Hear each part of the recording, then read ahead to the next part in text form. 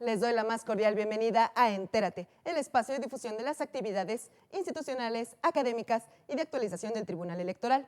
Hoy les invito a que permanezcan con nosotros con más de las actividades realizadas en el Foro Informativo para Visitantes Extranjeros en el Proceso Electoral Federal 2014-2015, evento que tuviera verificativo los días 4, 5 y 6 de junio, previo a la jornada electoral. En esta oportunidad les compartiremos las conclusiones de la sesión 6, aspectos jurisdiccionales y protección de derechos políticos. Les presentaremos las conclusiones del magistrado Manuel González Oropeza del Tribunal Electoral del Poder Judicial de la Federación y una ronda de preguntas y respuestas moderadas por la magistrada María Amparo Hernández Choncuy de la Sala Regional Toluca. Al término de esta sesión, continuamos con las actividades de la sesión 7, control de financiamiento de partidos y campañas, mesa que tuvo la participación de la magistrada María del Carmen Alanís Figueroa del Tribunal Electoral del Poder Judicial de la Federación. Quédese con nosotros a conocer estas opiniones vertidas en este foro informativo para visitantes extranjeros. Comenzamos.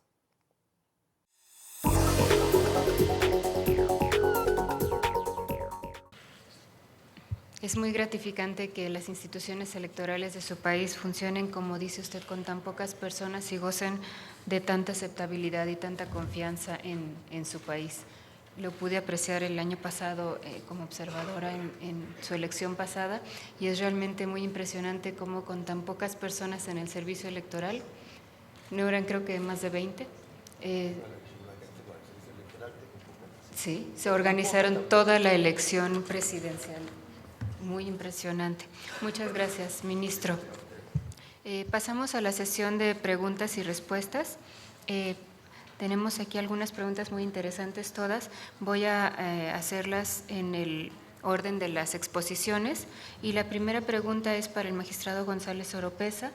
La pregunta es de Bolivia, del señor Joaquín Rubio, y le cuestionan en torno a, de acuerdo con los números de casos que atiende el Tribunal Electoral del Poder Judicial de la Federación en México y la tendencia a que crezcan los casos, si consideraría que esto puede sofocar la disputa política y que los actores decidan ir al tribunal o a los acuerdos, o mejor, tomar acuerdos políticos. Bueno, tenemos una tradición que, por cierto, traje unos pequeños folletos, quizá al representante de Bolivia le interese, donde en 1874 en la Suprema Corte Mexicana se dio una discusión sobre si la política podía ser regulada por el derecho y si los tribunales podrían intervenir. Un poco la impresión contraria era de que la política tiene un proceso propio y de que no se podía encuadrar o ajustar a los parámetros legales y jurisdiccionales. La verdad es de que una decisión de la Corte en esa época, de José María Iglesias, presidente de la Suprema Corte Mexicana, determinaba que el artículo 16, el concepto de autoridad competente en nuestra Constitución, implicaba también el de autoridad legítima. Para la época fue una revolución, hubo muchos retractores de esa resolución de la Corte, pero en realidad en 1996 se le dio la razón a Iglesias y efectivamente no hay ninguna disputa política que no pueda ser justiciable. Por supuesto, la jurisdicción interviene de manera final y definitiva y no puede asfixiar, como dice la pregunta, los consensos políticos. Pero muchas veces los consensos políticos se asfixian por ellos mismos, no llegan a las conclusiones debidas, no expiden las leyes los partidos políticos porque no llegan a un acuerdo. Sin embargo, eso no debe de evitar que las instituciones jurídicas puedan tener su curso para el bien del orden constitucional. Por eso, no, al contrario, creo yo que precisamente porque existen tribunales, las posibles deficiencias de un proceso político de negociación tienen una solución. Es más, muchas veces los propios actores políticos, al ver que no pueden avanzar en sus negociaciones fácticas, políticas, pues finalmente llegan a los tribunales para pedir una solución jurisdiccional imparcial, más allá de los intereses políticos. Entonces, al contrario, creo que es un complemento ideal para poder avanzar en los procesos políticos. Muchas gracias. La magistrada Yasna también ha recibido algunas preguntas sobre la Corte Constitucional, sobre los casos en que si nos podría ejemplificar o ampliar los casos de invalidez electoral que resuelve la Corte de Constitucionalidad y la racionalidad detrás de esas decisiones. Le cedemos la palabra. Le voy a pedir, magistrada, con una disculpa de antemano, si pudiéramos ser muy, muy breves en la respuesta, porque ya tenemos el tiempo un poco limitado. Muchas gracias de antemano. Thank you very much for the question.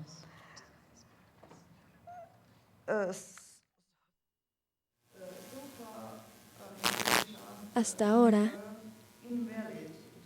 en Croacia jamás hemos realmente embellecido el Parlamento electoral. Las elecciones, en particular, o los distritos electorales o por estaciones electorales. Por ejemplo, si el órgano competente descubre que hay más boletines de voto que casillas o que votantes registrados, entonces podemos ver que hay algo incongruente y estas elecciones, esta casilla será eliminada, pero este es solo un ejemplo. Muchas gracias. Gracias, magistrada. También hay preguntas para el ministro Patricio Valdés. Le preguntan en torno a cómo han construido la confianza de sus instituciones en Chile. Bueno, la verdad es que la idiosincrasia de cada país es distinta. Nosotros desde la época de la independencia hemos tenido elecciones sucesivas en que se han respetado los plazos.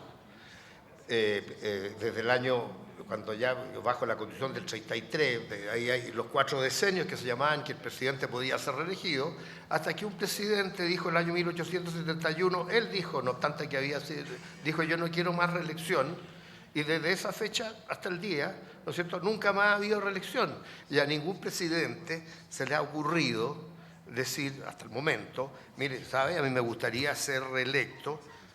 ¿Ah? Si bien hay algunos que dirían por qué no pueden ser 2 periodos, pero nunca más se le ocurrió a alguno decir, mire, me gustaría que fuera reelecto y que este fuera mi primer periodo. ¿Ah? Ahora, es un problema de idiosincrasia que hay ahí. Yo creo que la historia nos dice que nosotros, desde la época de la independencia, nunca hubo problemas de caudillismo, como desgraciadamente sucedió en otros países. Y se iban sucediendo los gobiernos y los congresos, uno tras otro, sin mayores problemas. Eso no quiere decir que no hayan habido en determinada oportunidad y alguien dijo, oiga, a mí la elección, el que pudo haber, estoy hablando hasta el año 25, el que pude haber ganado soy yo y me dejaron entrar y revisen la elección, eso claro que puede haber sucedido. Pero yo creo que es un problema, no sé, es un problema de idiosincrasia del país y que la naturaleza a lo mejor nos colocó tan aislados, con una cordillera por un lado y con el mar por el otro, que nos hizo distintos en esas materias. Y por lo tanto yo creo que no hay una explicación científica o que seamos mejores, regulares o peores, sino que es nuestra forma de ser.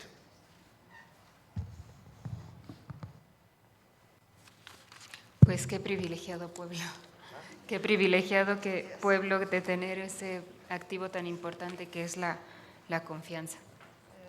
Nos queda muy poco tiempo, pero alcanzamos a hacer una última pregunta y las demás creo que se van a tener que quedar en el tintero. Y esta última pregunta también es para el país anfitrión, para el magistrado González Oropeza. Y la pregunta es, muchos ciudadanos consideran que su voto no tiene ningún peso debido a que los partidos políticos buscan cualquier excusa para impugnar casillas. ¿Cuál sería su opinión al respecto? Bueno, evidentemente con un electorado que asciende a 83 millones, pareciera que el voto de una persona no cuenta para nada. Pero hemos identificado en el tribunal varios juicios en donde un solo voto de una persona en una casilla, situaciones como las que decía el señor ministro Patricio Valdés, ese voto cambió el resultado de toda la elección, porque anuló o permitió que un partido en esa casilla ganara el distrito, y muchas veces ese distrito es fundamental para toda una circunscripción. Entonces, el derecho a votar es una prerrogativa del ciudadano. Esto quiere decir que no solamente es un derecho, sino también es una obligación. En muchos países sudamericanos esa obligación incluso se exige y hace que haya una comprobación del voto. Nosotros en México no, le hemos preferido darle el aspecto de derecho. Pero si queremos protestar, si queremos ir en contra de una política, ¿de qué otra manera puede el ciudadano hacer sentir su voz si no es a través del voto? Entonces, por supuesto, esto implica mucha educación, mucha cultura cívica, que quizá a veces se ha diluido por tantas crisis que hemos pasado. Pero evidentemente el derecho a votar de una sola persona es muy importante. El principio del derecho electoral universal es un hombre, una mujer, un voto. Y entonces creo yo que no podemos nosotros de antemano anular nuestro voto mentalmente, sino participar activamente para que nuestro voto se acumule a los otros. Muchas gracias, magistrado. Muchas gracias, estimados visitantes extranjeros. Con esto damos por concluido este segmento del día y les damos las gracias. Les damos las gracias a nuestros países expositores. Gracias, ministro. Gracias, magistrada. Por supuesto, muchas gracias, magistrado González Oropeza. Gracias a todos ustedes. Descansamos tantito y continuar en un momento más.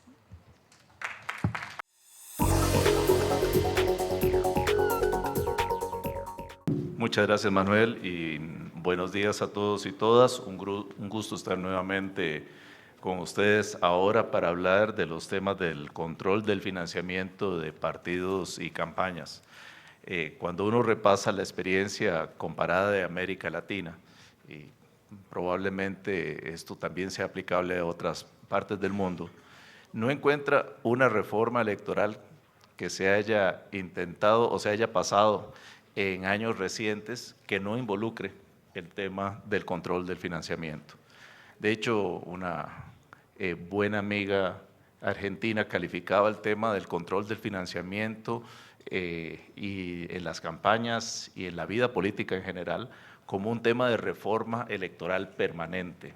Tan es así que los desafíos que tenemos, nutridos a menudo de los aciertos que no son demasiados y de los errores que a veces son muchos pero bien intencionados del pasado, nos permiten sentarnos juntos como interesados en los temas electorales y comparar notas, qué ha funcionado, qué no ha funcionado, qué se espera y qué es posible obtener. La relación dinero-política es absolutamente ineludible. Sin dinero no podemos hacer política como la conocemos hoy en día. Pero por otro lado, no podemos dejar que sea el dinero el que domine los temas de la política, ni que fluya hacia las campañas electorales cualquier tipo de dinero, de cualquier fuente, hasta cualquier monto.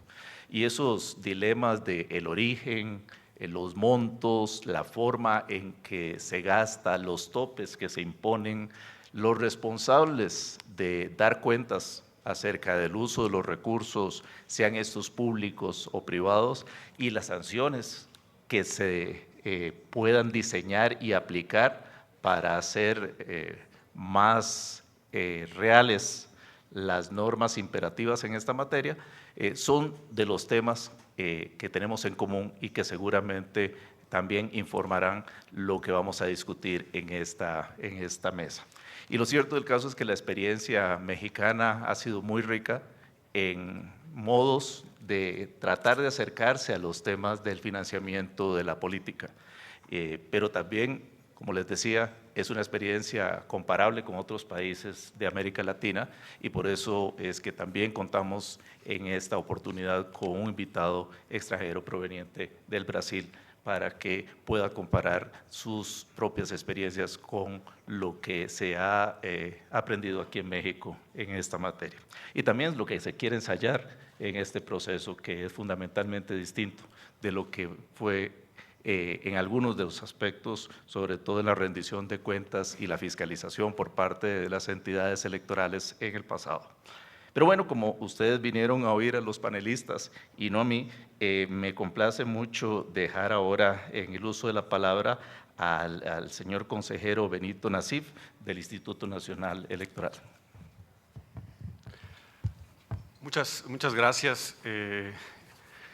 Es un gusto, es un placer estar aquí con todos ustedes. Voy a aprovechar estos 15 minutos, que es lo que está programado para la presentación, y tratar de mostrarles la tarea que tenemos por delante ahora en el Instituto Nacional Electoral como la nueva autoridad nacional encargada de la fiscalización de los ingresos y gastos de las campañas que concluyeron el día de ayer y que estaremos fiscalizando hasta mediados del mes de julio, cuando tenemos que entregar resultados a las autoridades que son las encargadas de calificar las elecciones.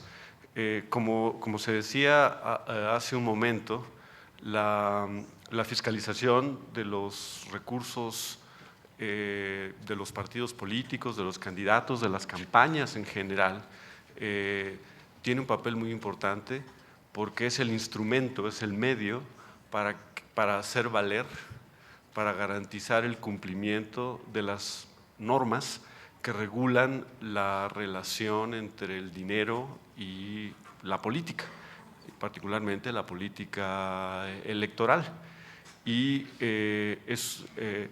dado que el dinero, que es una parte fundamental de las campañas, afecta diferentes aspectos y adopta e influye de distintas formas, este instrumento, el de la fiscalización, pues tiene que adaptarse a las circunstancias específicas de cada sociedad, de cada país, para poder realmente fiscalizar lo que importa y lo que cuenta.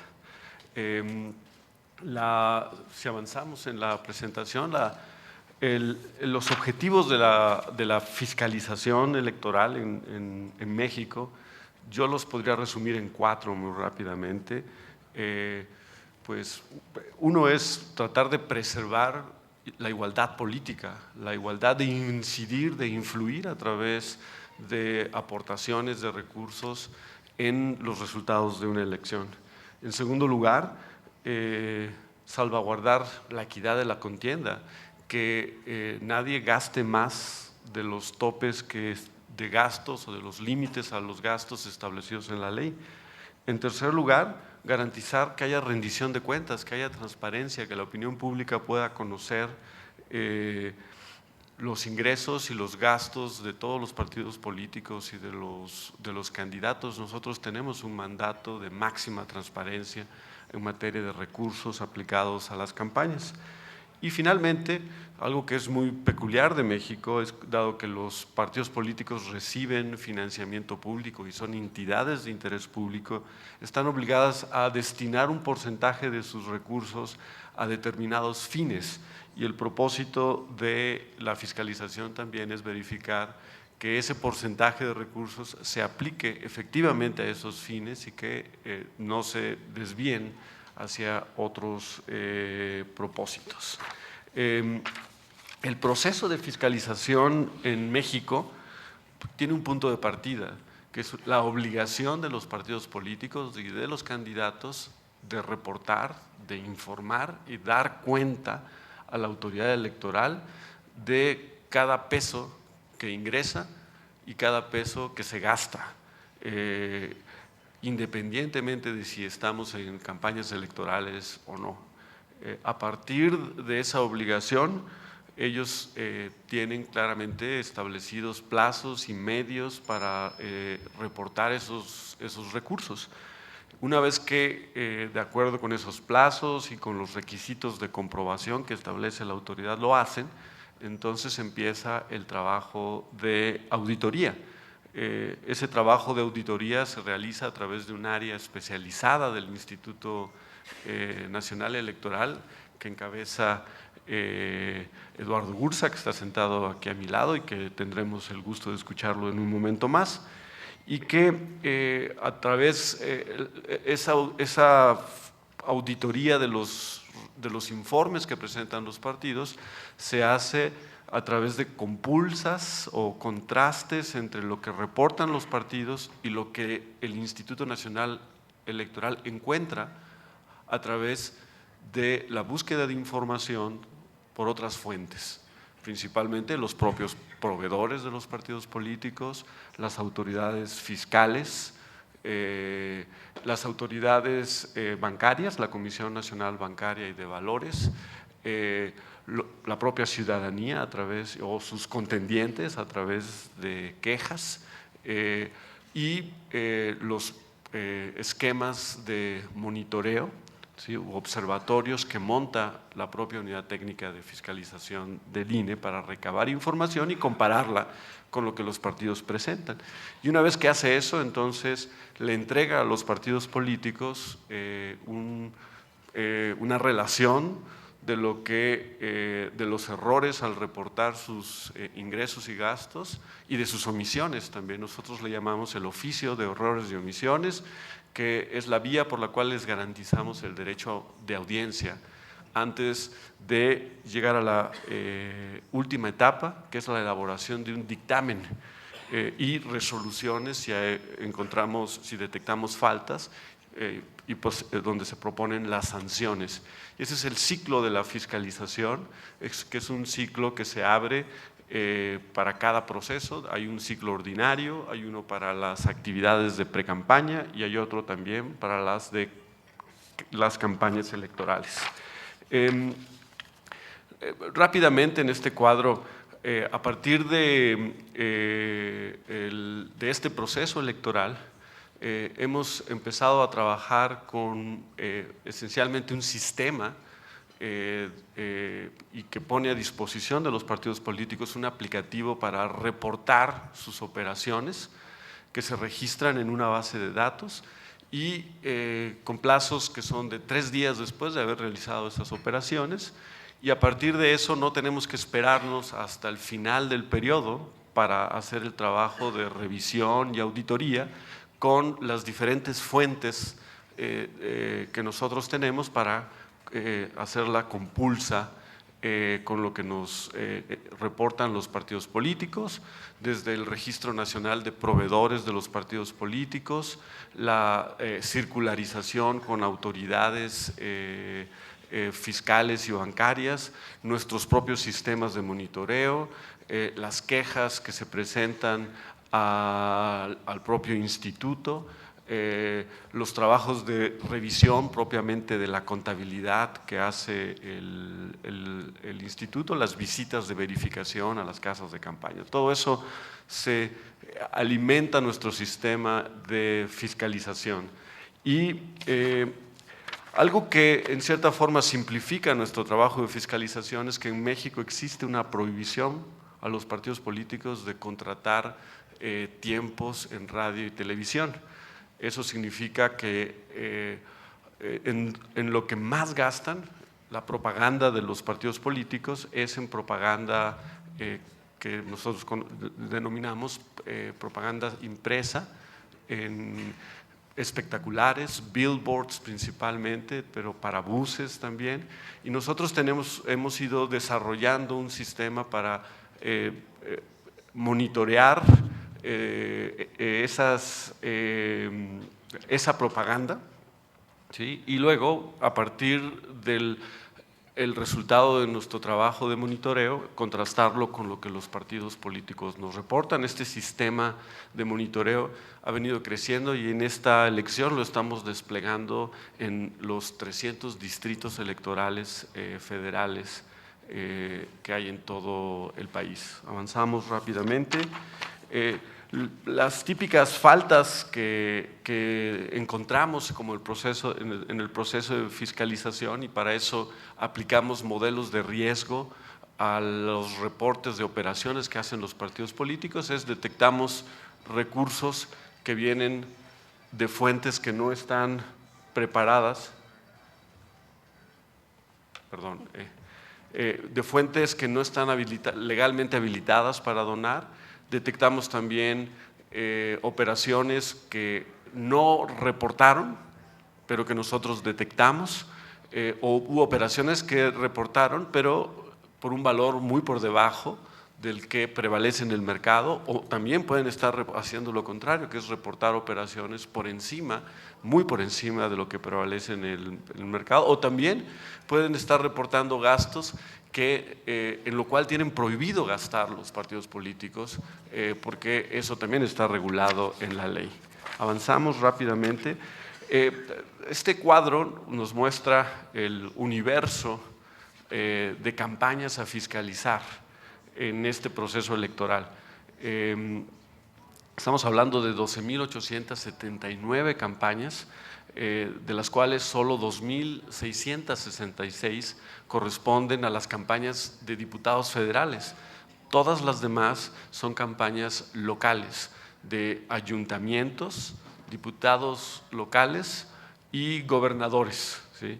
Y nosotros tenemos que revisar los informes de gastos y de ingresos de cada una de estas campañas, que desde luego lo hacemos a través del análisis de la base de datos que se va generando conforme los propios partidos políticos reportan sus gastos. Esto es más o menos el volumen de recursos que los partidos políticos a través del financiamiento público disponen en el 2015 y que en una buena proporción podrían gastarse en las campañas. Son 9.312 millones de pesos, incluye el financiamiento destinado a las campañas, como el financiamiento ordinario que reciben los partidos políticos, tanto para las elecciones federales como para las locales. Tenemos también detectadas cuáles son las campañas en las que tienen los topes más altos, y es donde concentramos los esfuerzos de fiscalización. La que destaca como la campaña donde podrían gastar la mayor cantidad de recursos los candidatos y los partidos políticos es la campaña de gobernador de Sonora, seguida por la de gobernador de Querétaro, en fin, las campañas de gobernador de Sonora, Querétaro, Nuevo León, Michoacán y también tenemos campañas de alcaldes o presidentes municipales que cuentan también con topes de gastos de campaña, porque tenemos ayuntamientos como por ejemplo el de Ecatepec, que tiene una población de aproximadamente 4 millones de habitantes, o el ayuntamiento de Querétaro, que es muy grande también y que tiene topes de campaña muy altos. Esta será la primera ocasión en la que, en primer lugar, fiscalicemos a través de un sistema de información diseñado para que los partidos políticos y los candidatos informen de sus ingresos y gastos. También será la primera ocasión en que una autoridad nacional fiscalizará los ingresos y gastos de todas las campañas que se celebran en el país, no solamente las elecciones. federales. Tenemos que hacerlo también en plazos muy cortos, que son básicamente 36 días después de la jornada electoral del próximo domingo, que tendrán que estar listos los resultados de la fiscalización.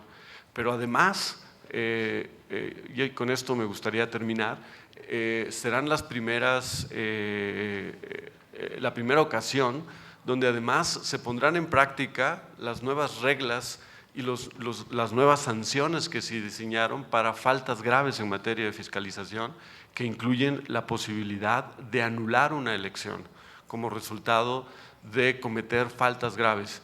Y son esencialmente 3 previstas en la Constitución: rebasar el tope de gastos de campaña por un porcentaje mayor al 5%, comprar o adquirir tiempos en radio y televisión, o recibir o usar recursos de procedencia ilícita o recursos públicos en las campañas. Estas son 3 nuevas causales de nulidad y nosotros en el Instituto Nacional Electoral nos corresponde, a través de nuestros dictámenes, darle la información a las autoridades que tienen que resolver sobre estos asuntos basados en el trabajo de auditoría y fiscalización que desarrollamos. Y todo esto lo tenemos que hacer en un plazo muy breve, que son los nuevos plazos que nos da la ley. Les agradezco mucho su atención.